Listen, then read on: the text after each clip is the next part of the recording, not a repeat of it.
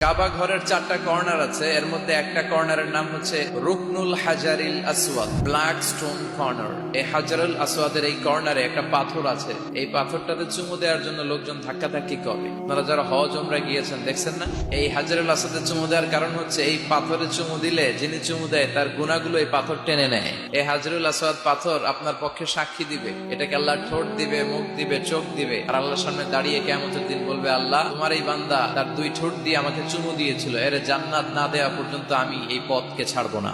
হাজরুল আসওয়াদের corner আর কাবা ঘরের দরজা এর মাঝখানে একটা জায়গা আছে, এই জায়গাটার নাম মুলতাজাম। এই জায়গাটাতে লেগে থেকে দোয়া চাওয়া, দোয়া করাটা সুন্নাহ। এই মুলতাজামে দাঁড়িয়ে হাত লাগিয়ে বুক লাগিয়ে দোয়া করলে এই দোয়া আল্লাহ ফিরিয়ে দেয়।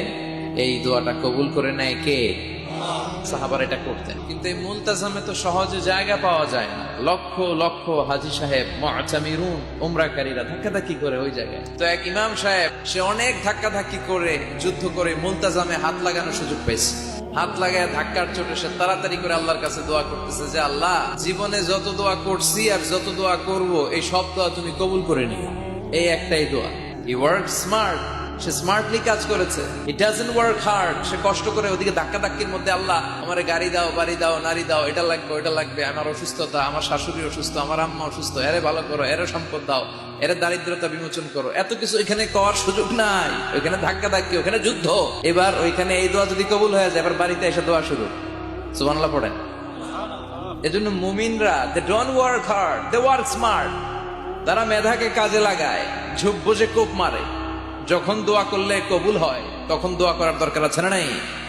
আল্লাহ যদি আমাদের সবাইকে জান্নাতুল ফেরদাউস দেয়, ধাক্কাধাক্কি হবে।